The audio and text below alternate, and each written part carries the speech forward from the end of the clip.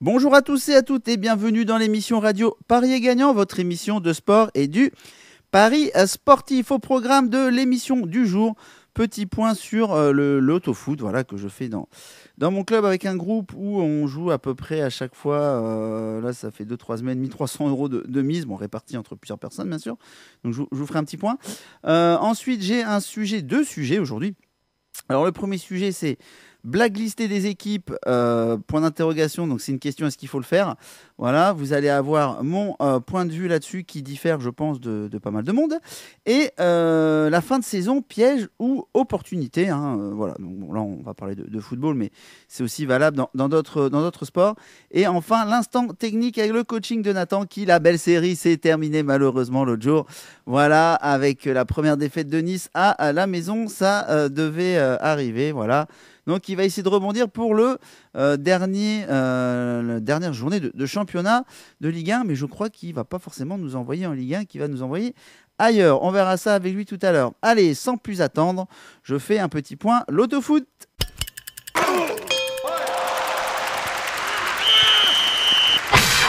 Donc, petit point, l'autofoot. Alors, pour les plus anciens, c'était l'auto sportif. Hein, voilà, moi j'ai commencé avec ça aussi.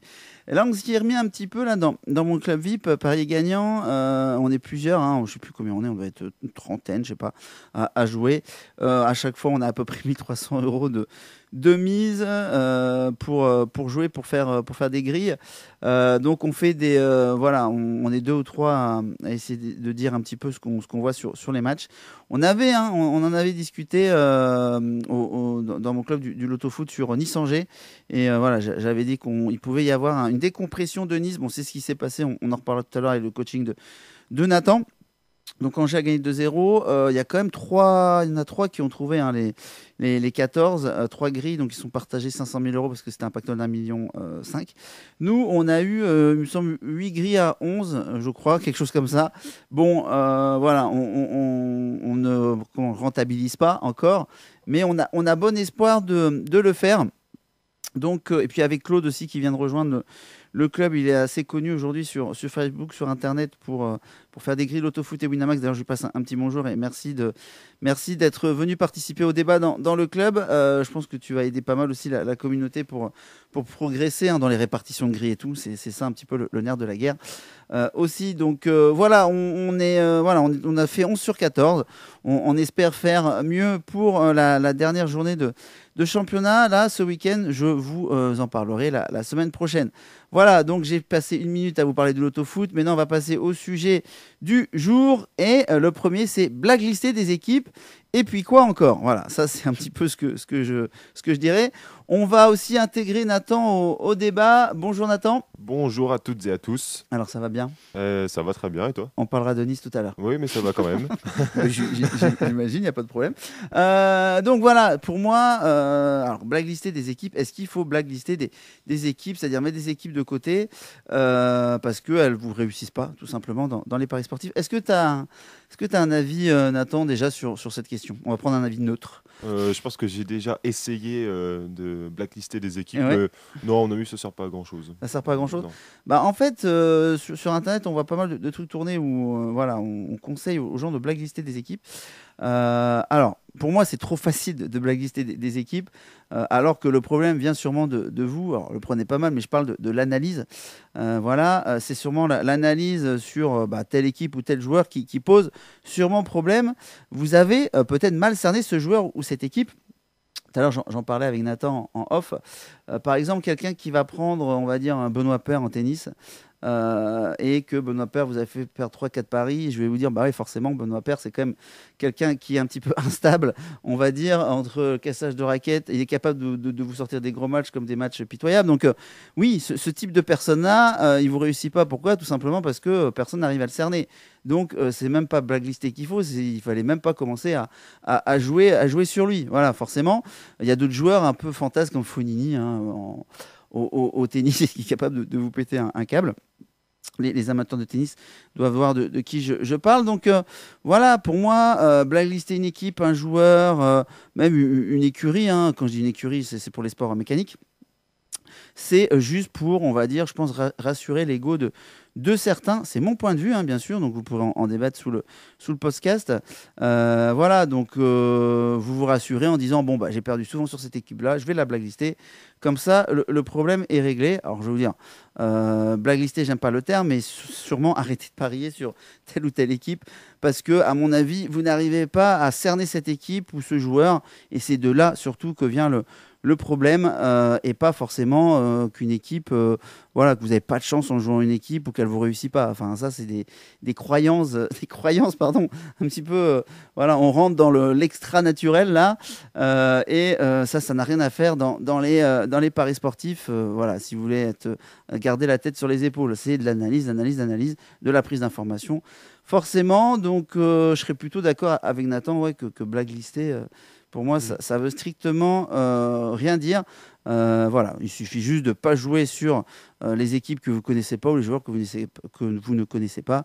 Et comme ça, vous n'aurez pas de surprise. Voilà, là, ça, c'est mon point de vue, tout simplement. Ensuite, il y avait un deuxième sujet que je voulais aborder avec vous, et puis c'est le sujet, il est d'actualité. C'est les fins de saison, pièges ou opportunités. Alors, là, Nathan, qu'est-ce qu'on peut dire sur ça? Qu'est-ce que tu en penses, toi? Je suis bien placé pour en parler, je pense. Par rapport à la dernière analyse de Nice, voilà.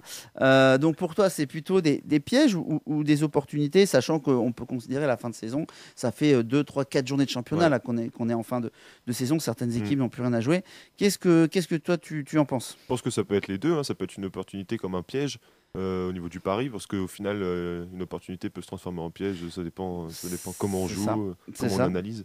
Tu as dit le mot, ça dépend encore une fois de ton analyse. Ça dépend de est-ce que tu vois une opportunité ou pas à jouer telle ou telle équipe. Donc là, on va rester sur le foot. Mais par exemple, la dernière journée de championnat de Ligue 2, bien sûr, 100% des équipes qui doivent gagner ne gagnent pas, parce que sinon ce serait trop simple. Par exemple, en Ligue 1, là, Caen, Rennes, dernière journée de championnat, Caen devait gagner, Rennes, ils s'en foutent un peu du match, bon, c'est Rennes qui a gagné 1-0, d'accord, mais j'ai aussi d'autres exemples en Ligue 2 où l'avant-dernière journée du championnat, toutes les équipes du haut du classement ont gagné, à part Strasbourg, qui eux, ils avaient de la marge, ils pouvaient se contenter d'un match nul, c'est ce qui s'est passé. Mais sinon, que tu es Amiens, 3, Brest, Nîmes, et je dois oublier Lens, toutes ces équipes-là, voilà, qui devaient gagner, ont gagné. Donc il y a forcément aussi des choses à faire, là-dessus. Si je prends aussi en Angleterre en ce moment, en Première Ligue, il y a une bataille pour la C1. C'est-à-dire il y a 3 équipes qui se battent là pour. Donc il y a Chelsea champion, voilà. Tottenham qui sera deuxième, ça c'est sûr. Il reste 2 strapontins pour 3 équipes. Il y a en ce moment le classement, c'est Manchester City à 1 point d'avance sur Liverpool, qui a 1 point d'avance sur Arsenal. Voilà. Donc, là, la dernière journée de championnat, Liverpool a été battu West Ham 4-0 à l'extérieur. Et là, c'était quand donc là, nous, on enregistre l'émission mercredi. Donc, hier soir, Arsenal a battu 2-0. Qui jouait contre qui? Il jouait contre une équipe qui n'avait plus rien à jouer, mais je ne trouverai plus. Ah si, Sunderland, voilà, c'est les derniers. Et Manchester City a gagné 3-1 contre, que je ne me trompe pas, c'était qui? West Bromwich, je crois, quelque chose comme ça, qui jouait plus non plus, je crois, grand-chose. Donc voilà, en fin de championnat, c'est ça. Il y a des équipes qui sont démobilisées, démotivées contre des équipes qui ont tout à gagner. Donc de toute façon, il ne faut pas qu'elles se posent la question. Et il y a par exemple, là, il y a Monaco-Saint-Etienne, ce soir. Ouais. Moi, ça fait 2-3 jours que j'ai dit que je voyais bien Monaco. Alors déjà, parce que la cote était à 1,23, elle est descendue à 1,17. Donc j'ai fait un peu d'anticipation de marché. Comme j'ai dit, je vous ferai une émission là-dessus. C'est quoi l'anticipation de marché? Je vous expliquerai. Mais voilà, c'est déjà entre la cote d'1,23 que j'ai pris et 1,17, j'ai gagné 5% de value. Et si tu fais ça à chaque fois, tu seras gagnant sur le long terme. Donc oui, il y a des opportunités de fin de saison. Il y a aussi forcément des pièges. Donc ça, c'est à chacun d'analyser. Tout à l'heure, par exemple, toi, tu avais donné Nice dans ton coaching, mais moi, j'avais donné du Alavés parce que j'avais expliqué que cet Avigo mettrait l'équipe et tout, c'est ce qui passait. Bon, Alavés a gagné 3-1. Donc là, je vais encore vous montrer un exemple d'analyse et de match sur lequel je pense jouer en fonction des motivations des équipes. Et petit point, question qu'on m'a posée, je vais le préciser.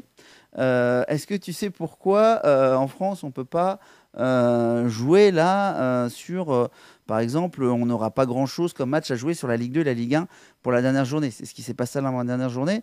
L'avant-dernière journée en Ligue 2, on a eu que 2 matchs, on pouvait parier, je crois.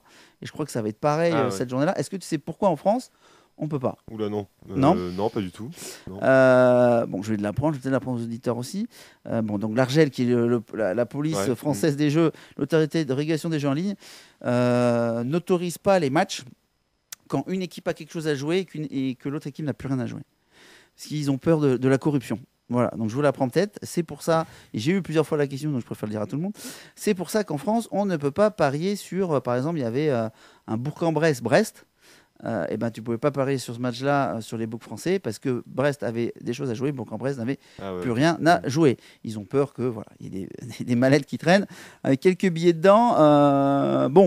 Alors c'est toujours l'exemple français. Ces matchs-là, vous pouvez les jouer sur les books étrangers. Voilà, donc vous pouvez parier sur tout. Je vois pas pourquoi la France, on a peur comme ça de la corruption, alors qu'à l'étranger on l'a pas. Enfin, il faudra m'expliquer. C'est la France contre le reste du monde. Malheureusement, voilà, ça pénalise les parieurs français. Il y a des solutions, hein, d'accord, pour jouer quand même sur ces matchs-là. Donc vous pouvez me contacter soit via mon blog. Il y a un onglet contact ou en m'envoyant un mail sur benoît.tréanton@parier-gagnant.com. Voilà, je pourrais vous répondre, trouver des solutions. Mais à un moment donné, bon, l'Argel, je suis d'accord, ça existe, c'est la loi, c'est bien gentil. Mais voilà, il faut juste arrêter les parieurs ont quand même envie de jouer. Déjà qu'on a des cotes pas terribles en France.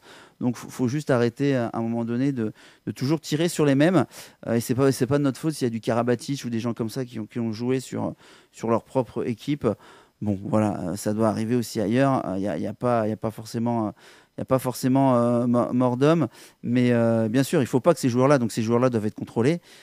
Mais voilà, ils trouveront toujours des solutions. Karabatic, je ne comprends pas pourquoi il n'a pas dit à un pote d'aller en vacances à l'étranger, que son pote aurait joué de l'étranger, personne n'a jamais rien vu.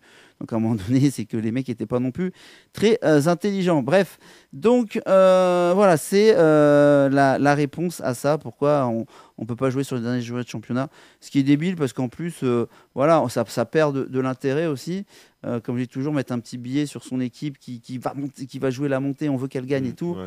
Bon, bah voilà, en France, on ne vous l'autorise pas. C'est quand même malheureux. Bref, je ne vais pas polémiquer plus là-dessus. Allez, écoute, on va passer à l'instant technique, Nathan. On va voir ça, on va analyser ce qui s'est passé la semaine dernière et on va vous donner nos pronostics et analyses pour ce week-end.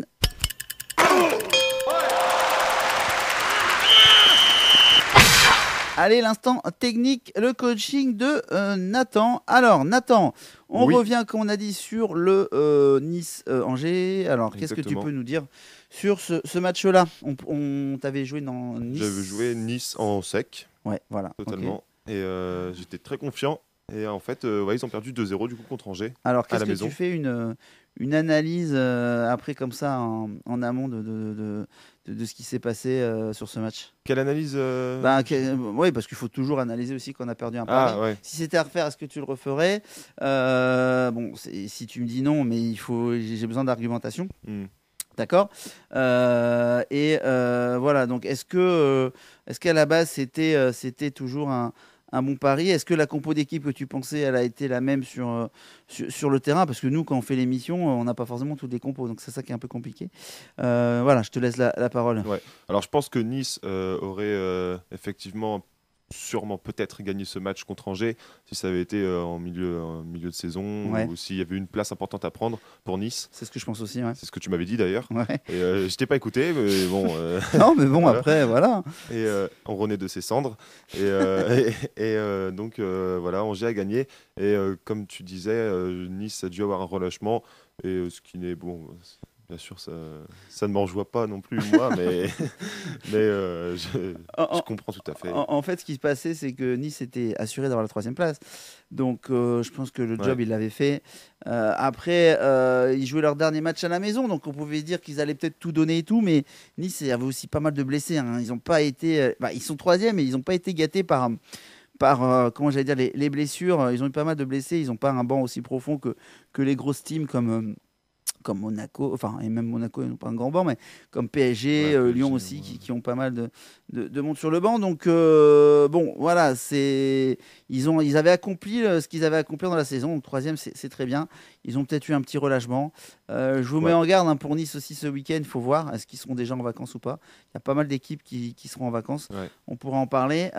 Comme Saint-Etienne, apparemment, ils envoient une équipe B à Monaco. Bon, voilà, ça vaut ce que ça vaut. Monaco joue à guichet fermé aussi Ouais, j'ai apparemment vu ce ça. soir. Donc je pense qu'ils veulent les 3 points, même si un suffit. Ils veulent les 3 points, ils veulent faire la fête après. Bon, je vous dis ça, j'ai pas une boule de cristal, on verra ce que ça va donner le match. Mais en tout cas, moi, c'est l'analyse que je me ferai entre un Monaco qui veut les 3 points et puis un Saint-Etienne qui vient un peu avec une claquette. On va voir ce que ça peut donner. Donc oui, bah écoute, ce serait à refaire. Mais même, tu aurais peut-être mis un Nice à une match nul remboursé, tu aurais perdu quand même. Ouais, ouais, carrément. Ouais, donc bah, peut-être la meilleure chose, c'était d'éviter ce match-là. Mais bon, C'est vrai. quand on a des incertitudes en fin de saison, c'est ce que je vous disais tout à l'heure, opportunité ou pas. Bon bah là c'était pas forcément une opportunité vu les doutes qu'on pouvait avoir. Donc tu te rattrapes sur quel match aujourd'hui? Eh ben, déjà, je vais pas du tout en France, en fait. Je vais aller en Espagne cette fois-ci. Allez au soleil, ça fait du bien. Enfin, Ouais, c'est vrai. je dis au soleil parce que nous là il fait un temps pourri, mais bon. Et nous, on reste là d'ailleurs. Non, on n'y va pas du tout. C'est ça. Donc, Real Sociedad, Celta Vigo, c'est dimanche, le 21 mai. C'est Celta Vigo Real Sociedad ou c'est Real Sociedad Celta Vigo? C'est Celta Vigo qui reçoit. C'est Celta Vigo. D'accord, Voilà. ok. Celta Vigo reçoit la Real Sociedad. Alors, bah tiens, Celta Vigo, c'est marrant parce que c'est une équipe que j'ai fait 2 paris dernièrement, à chaque fois avec de la réussite. Peut-être pour ça que tu t'es inspiré d'ailleurs, mais c'est bien. Allez, vas-y, analyse-nous ce match. Donc, la Real Sociedad, aucun match perdu sur les 5 derniers, déjà pour commencer. D'accord. Ils sont 4e à l'extérieur. Ils ont perdu 3-2 contre le Barça, 1-0 contre l'Atlético Madrid. C'est des grosses équipes, on l'oublie pas. C'est clair. Ils ont marqué dans chacun de leurs 7 derniers matchs aussi. Donc ils sont 7e du classement général, sachant que s'ils montent, ils peuvent prendre la 6e ou encore la 5e place, ce qui peut leur donner, une place en Europa League. D'accord, ok. Voilà. Donc ils sont 4e à l'extérieur, donc derrière les 3 gros quoi. Ouais, Derrière le Real, Real. le Barça et l'Atlético Madrid. Donc ok, c'est ça. bonne info. Les Galiciens, Celta Ouais. Vigo c'est en Galice, vas-y. Donc sur les 5 derniers matchs du Celta Vigo, 5 matchs perdus. Oui, bah Voilà. oui, dont deux, j'avais parié dessus, oui. D'accord. Ok, 5 matchs perdus. Ils sont 13e du classement général. Bon, 13, non, moi, je vais pas m'attarder sur le chiffre. Non, le 13 en Paris sportif, on n'est pas Non, superstitieux, non. On n'est Pas de but particulier pour cette équipe. Je parle de but pas d'objectif, voilà, particulier voilà. pour cette équipe. Et il y a un match contre le Real quand même ce soir, Oui, c'est mercredi, ça. vu qu'on enregistre. Le match en retard très important pour le Real, hein.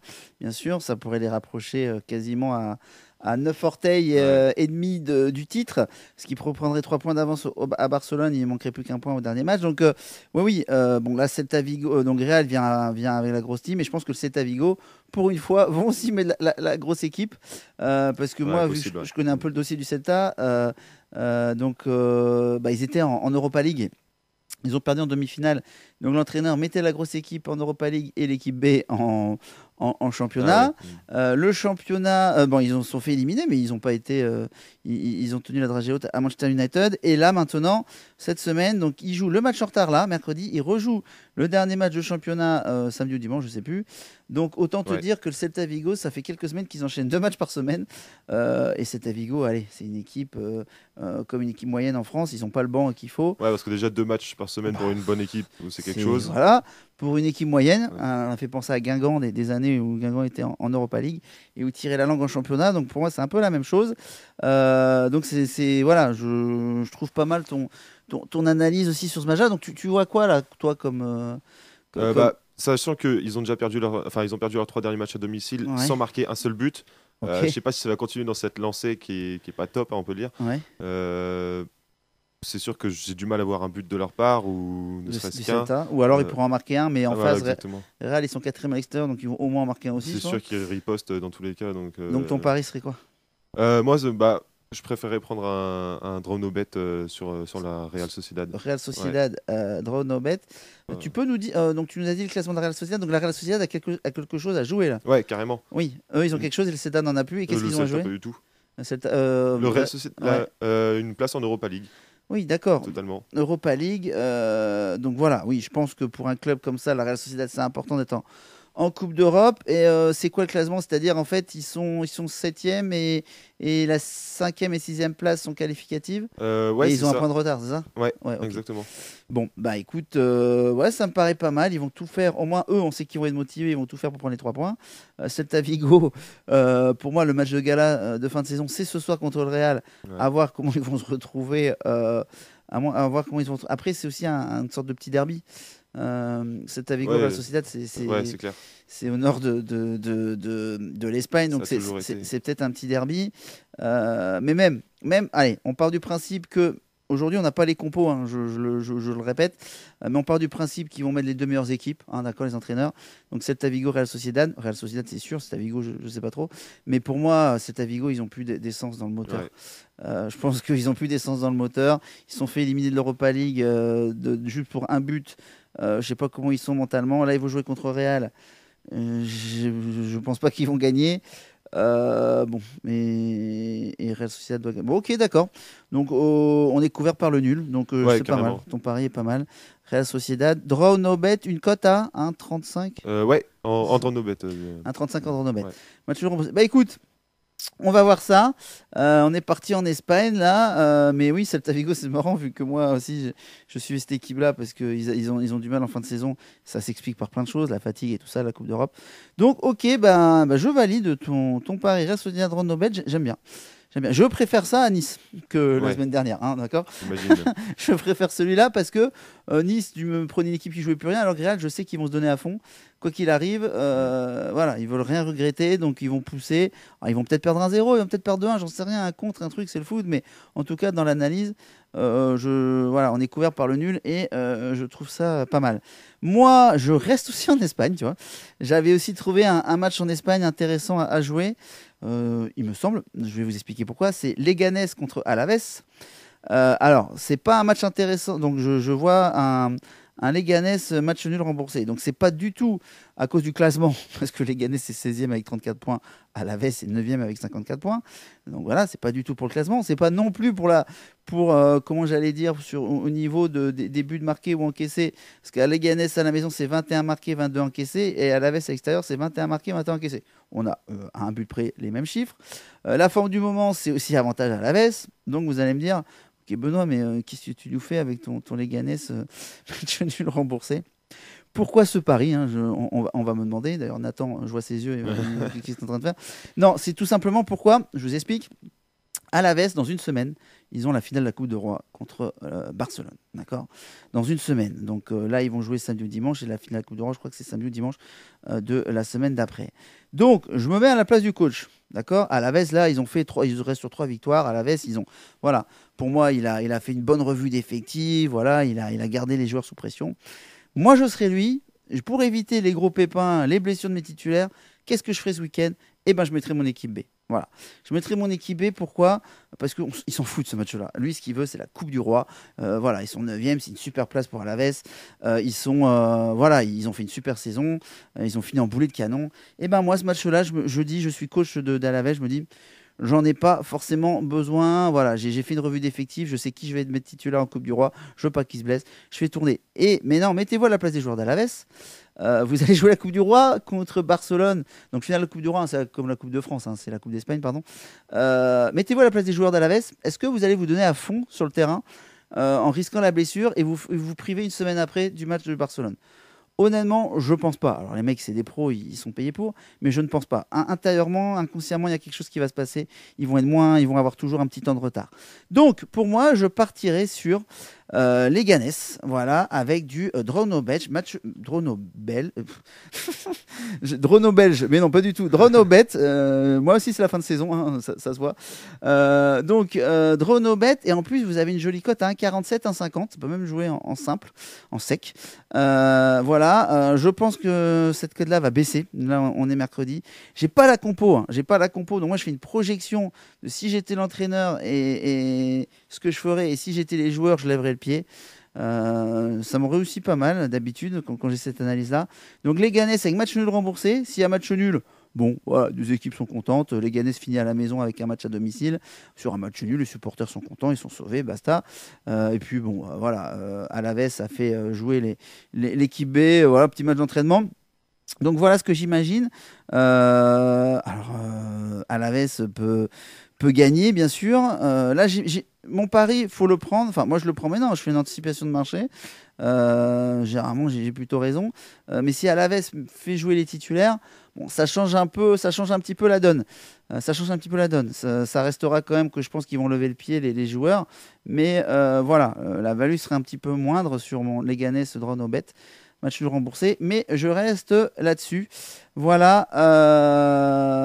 Donc, écoutez, voilà, on arrive en fin d'émission. On a fait deux paris en Espagne. Voilà, c'est aussi la fin des championnats. Tous les championnats finissent. De mémoire, la Juve a un match important à jouer contre Crotone. S'il gagne son champion, la cote, elle est pas terrible. Je crois que c'est du 1,15, enfin quelque chose comme ça, 1,18. Bon, voilà. Regardez bien, analysez bien. Là, il y a des équipes qui ont beaucoup de choses à jouer, d'autres non. En Ligue 2, c'est pareil. Nous, il y a Brest qui doit absolument gagner contre Ajaccio pour garder un espoir de monter en espérant un faux pas d'Amiens, 3 et Lens. Bon, il faut au moins que deux équipes fassent un faux pas. Mais pareil, Amiens joue à l'extérieur, 3 jouent à l'extérieur, Lens reçoit. Voilà, toutes ces équipes-là, elles sont censées gagner. Mais c'est pas parce qu'elles sont censées gagner et qu'elles veulent gagner qu'elles vont réussir. Il y a des équipes en face quand même, mais si les équipes jouent plus grand-chose, mais... voilà. Donc bon, c'est analyser tout ça en Ligue 1. En Ligue 1, je pense que Monaco sera champion ce soir avec certitude. Donc est-ce que Monaco aura quelque chose à jouer à la dernière journée? Non, rien. Donc est-ce qu'ils seront déjà à vacances? Il y aura peut-être quelque chose à jouer sur leur adversaire. Je ne sais pas contre qui ils jouent. Je vous donne juste des pistes. Voilà, je ne sais pas s'il y a quelque chose à jouer en Allemagne. J'avoue que je ne sais plus. Mais en tout cas, regardez bien, analysez bien les championnats, regardez bien les matchs. Malheureusement en France, ce sera compliqué pour vous de jouer sur des matchs où une équipe a quelque chose à jouer et l'autre n'a plus rien. Mais voilà, il y a des possibilités aujourd'hui de pouvoir quand même jouer sur ces matchs-là. Donc, je vous le redis, soit sur mon blog, onglet contact, ou par mail, benoît.trianton@pariez-z-gagnant.com. Voilà, et je répondrai à vos questions et je pourrai vous aiguiller. Voilà. Bah écoute, Nathan, merci pour l'analyse, la participation. On va voir ce que ça donne, mais j'ai bien aimé ton analyse, je te dis. Merci beaucoup. Je trouve ça assez judicieux comme pari. Allez, nous, on vous dit au revoir et à la semaine prochaine. Et comme je le dis toujours, pour parier gagnant, il faut parier intelligemment. Au revoir à tous. Sur Radio Évasion.